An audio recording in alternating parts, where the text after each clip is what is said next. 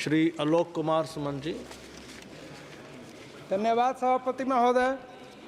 सबसे पहले मैं माननीय यशस्वी प्रधानमंत्री श्री नरेंद्र मोदी जी का तीसरी बार ऐतिहासिक जीत पर अपने क्षेत्र की जनता, बिहार की जनता और अपने देश की जनता की तरफ से बधाई देता हूं। मैं माननीय प्रधानमंत्री श्री नरेंद्र मोदी जी एवं अपने परम आदरणीय मुख्यमंत्री विकास पुरुष श्री नीतीश कुमार जी का आभार व्यक्त करता हूं, जिनके कुशल नेतृत्व में देश और बिहार राज्य के लिए महत्वपूर्ण और विकासपूर्ण बजट आया है।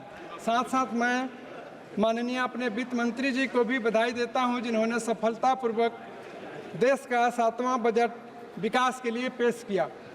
यह बजट सकारात्मक और स्वागत योग्य है, इसका मैं स्वागत करता हूं तहे दिल से। इस बजट में बिहार की ज़रूरतों को विशेष रूप से ध्यान रखा गया है तथा विभिन्न परियोजनाओं हेतु 58,600 करोड़ की भारी भरकम राशि की आवंटन की गई है।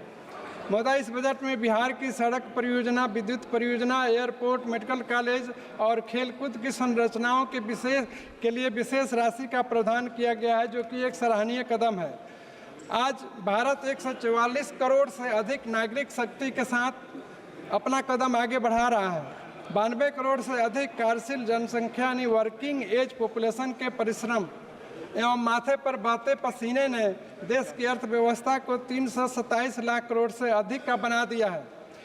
7% से अधिक जीडीपी विकास दर से बढ़ता भारत विश्व की 5वीं अर्थव्यवस्था बन चुका है। महोदय, बजट 2024-25 में बिहार राज्य में एक्सप्रेसवे और गंगा नदी पर पुल के निर्माण हेतु 26,000 करोड़ रुपये का आवंटन आवश्यक ही नहीं बल्कि अभूतपूर्व है। बजट में 2,14,000 करोड़ रुपए की लागत से 2400 मेगावाट का बिजली संयंत्र स्थापित करने का प्रावधान भी सराहनीय है। महोदय, बिहार के लिए विशेष बजट में प्रावधान के लिए आदरणीय प्रधानमंत्री जी एवं अपने वित्त मंत्री जी का मैं विशेष रूप से आभार व्यक्त करता हूं।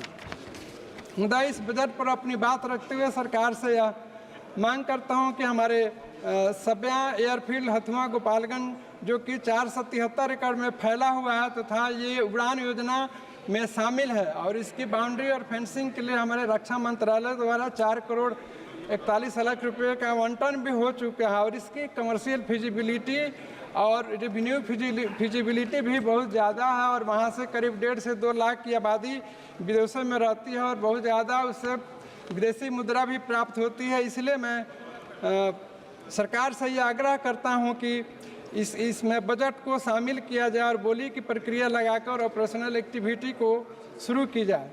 इस बजट में रेलवे के लिए भी 2.55 लाख करोड़ का रिकॉर्ड आवंटन हुआ है। मेरे संसदीय क्षेत्र में रेलवे के लिए भी कमर्शियल फिजिबिलिटी ज़्यादा है, इसलिए महोदय गोपालगंज थावे से महानगरों के लिए डायरेक्ट ट्रेन की सुविधा का प्रावधान किया जाए और उसके लिए बजट का प्रावधान किया जाए। बजट से थावे में पीट और यार्ड की भी सुविधा की जाए ताकि महानगरों के लिए हमारे ट्रेन मिल सके। महोदय, हमारे माननीय मंत्री जी के नेतृत्व में बिहार सरकार ने संसदीय क्षेत्र गोपालगंज में एक मेडिकल कॉलेज की स्वीकृति दी है। साथ साथ टेंडर की भी प्रक्रिया शुरू हो गई है। मेरा आग्रह है सरकार से कि एनएमसी से जल्द स्वीकृति मिले और बजट भी आवंटित हो ताकि मेडिकल कॉलेज को जल्द से जल्द शुरू किया जा सके।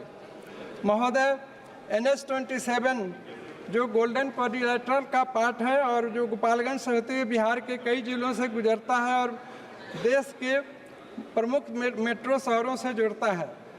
बजट 2025 में सुझाव है कि बिहार में नए व्यवसाय, निवेश और उद्योग स्थापित करने के लिए भी प्रावधान हो और इस दिशा में टैक्स एग्जम्पशन में भी एग्जम्पशन दिया जाए ताकि बिहार का सर्वांगीण विकास हो सके। महोदय, 1776 में एक किताब लिखी गई थी वेल्थ ऑफ नेशन, जिसमें एडम स्मिथ कहते हैं कि कमाने वाला खाएगा, लेकिन यह पूर्ण रूप से सत्य नहीं लगता क्योंकि भारतीय परंपराओं के अनुसार जो जन्मा है वो खाएगा और कमाने वाला खिलाएगा। इस तरह इस बजट में बिहार कई पैमाने में अन्य राज्यों की तुलना में प्रगति में पीछे है, अतः बिहार राज्य को और भी विशेष सहायता मिलनी चाहिए। महोदय, 2024-25 के बजट में किसान, महिला, युवा, गरीब लोगों के लिए जीवन में क्रांतिकारी परिवर्तन लाएगा। किसानों की आय बढ़ेगी, युवाओं के लिए अवसर प्राप्त होंगे, साथ साथ महिलाओं का सशक्तिकरण होगा।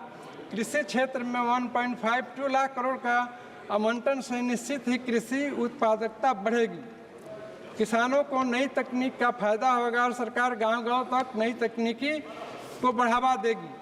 महोदय, देश के प्रथम बजट जो कि वर्ष 1952-53 में आया था, उस वक्त रेवेन्यू रिसीव 404.98 करोड़ रुपए था और एक्सपेंडिचर 401.2 करोड़ रुपए था, जो कि वर्तमान वित्त वर्ष में 2025 के लिए एक्सपेंडिचर 48.21 लाख करोड़ रहने का अनुमान है और रिसीट 32.27 लाख रहने का अनुमान है। यह हमारे माननीय प्रधानमंत्री जी के कुशल नेतृत्व का परिणाम है, जिसके कारण अगले साल हमारे देश की राष्ट्रीय घाटा भी 4.1% से कम रहने का अनुमान है।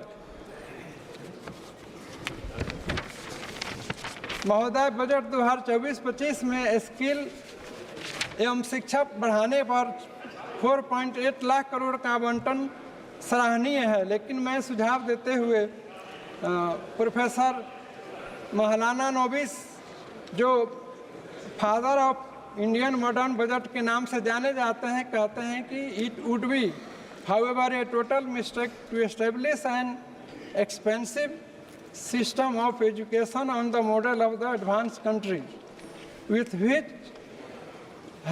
who have little relevance to local needs and would be beyond the means of the national economy.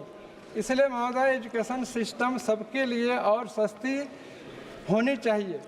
महोदय, 2025 के लिए रिसीट 32.07 लाख करोड़ है। इस संबंध में मैं बाबा साहब डॉक्टर भीमराव अंबेडकर साहब का दिया गया भाषण जो 1939 नासिक में दिया गया था को मैं रखना चाहता हूं, जिन्होंने कहा था कि सरकार जो टैक्स के रूप में संग्रह करती है उसका उपयोग अवश्य ही किसानों के डेट और गरीबों को गरीबी दूर करने के लिए तथा शिक्षा के लिए होनी चाहिए। और इसके लिए महोदय, मेरा सुझाव है कि शिक्षा हर हालत में और सस्ती होनी चाहिए।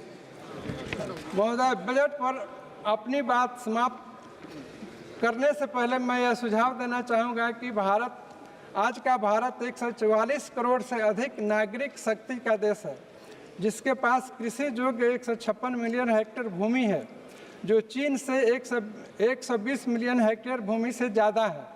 भारत की सिंचित क्षेत्र 48% है और चीन का सिंचित क्षेत्र 41% है। सकल बुआई का क्षेत्र भारत का 198 मिलियन हेक्टेयर है, जबकि चीन का 166 मिलियन हेक्टेयर है। मतलब फिर भी चीन का पैदावार 3 गुना अधिक है। चीन की उत्पादकता 1767 मिलियन डॉलर की है, जबकि भारत की कृषि उत्पादन मात्र 407 बिलियन डॉलर है। इसलिए महोदय, कृषि का और विकास हो, रूरल इकोनॉमी का विकास हो, ग्रामीण क्षेत्रों में भी शहर की तरह सारी सुविधाएं मिले, इसलिए मैं इस बजट का स्वागत करता हूं। साथ साथ मैं एक चीज़ और कहना चाहूँगा। हमारे एक ऑनरेबल सीनियर मोस्ट मेंबर ने कुछ देर पहले कहा कि this budget is only for Bihar and Andhra Pradesh. कहते हैं कि प्रेजेंट पास्ट का आईना होता है। इन्होंने अपने प्रदेश के लिए, इनके ऑनरेबल नेता ने रेलवे की बजट और रेलवे प्रोजेक्ट्स को सबसे ज़्यादा बंगाल में लेकर गई और बिहार को नेग्लिजिबल बजट दिया। ये बात उन्होंने भूल गई और बिहार पर उन्होंने कटाक्ष कर रहा है, इसलिए मैं उनकी बात से सहमत न हूँ और ये उनको सीनियरिटी को देखते हुए ये बात नहीं कहना चाहिए।